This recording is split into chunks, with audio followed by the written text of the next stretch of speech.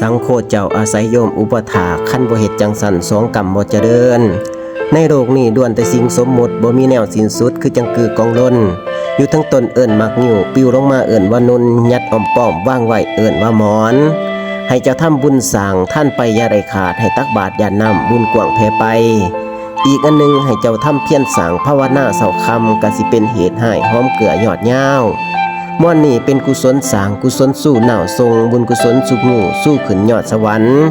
เพิ่นว่าต่อกังไห้ก็เป็นแก้วของกาเพิ่นว่าต่อกังหน้าก็เป็นแก้วของเขาซุ่มพุทโธพุทเฒ่าเป็นแก้วดูกหลาน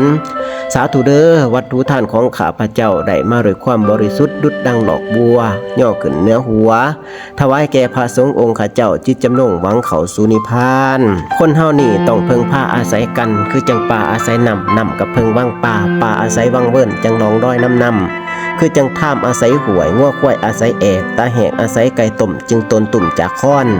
คือจังค้อนอาศัยไม้นกไส้อาศัยโกนคนก็อาศัยคนเพิ่งกันโดยล่ามคือจังพามอาศัยหมออาศัยซองของอาศัยไม้ค้อนตีต้องจังคอยลังขออนุโมทนาสาธุการนำสายทานศรัทธาญาติโยมชาวบ้านวัดดวงเก่ามีพอออกไม่ออกทีมงานสหพันธ์ยิ่งนำทีมโดยแม่บ้านคันได้พร้อมด้วยหมู่คณะสหพันธ์ยิ่งเพิ่นได้มีจิตใจใสศรัทธาได้น้อมนำมาถวายสังฆทานมีอาหารหวานข้าวเมนูต่างๆที่ได้มาถวายสังฆทานเพลในมื้อนี้วันนี้ขอให้เป็นบุญเป็นกุศลเป็นบุญญาบารมีอวยใส่ให้พ่อให้แก่สายทานศรัทธาทุกคนทุกท่านให้มีความสุขความเจริญอยู่ดีมีแห้งมั่งมีสีสุขอยู่เย็นเป็นสุขตลอดปีและตลอดไปและก็ขออุทิศส่วนบุญส่วนกุศลนี้ไปถึงดวงวิญญาณของพระอาจารย์ใหญ่มหาสุวรรณศรีบุญเฮืองพระอาจารย์ปูรอนสุขเจริญที่ดวงรับขันไปแล้วได้พร้อมด้วยเจ้ากรรมนายเวรสรรพสัตว์ทั้งหลายเจ้าทินเจ้าทานเจ้าวัดเจ้าว่าในมื้อนี้วันนี้ก็ขอชื่นชมยินดีน้ำออกตนญาติโยมชาวบ้านวัดดวงเก่าทุกคนทุกท่านและก็ดีอกดีใจที่พ่อแม่ครูบาอาจารย์ได้เมตตามาเป็นประมุขประธานโดยเฉพาะเป็นพระอาจารย์ใหญ่สมจิตพระอาจารย์ไก่สมรหลวงพี่สมชายหลวงพี่เกียงไก่หลวงปู่หลวงตาพร้อมด้วยสามเณร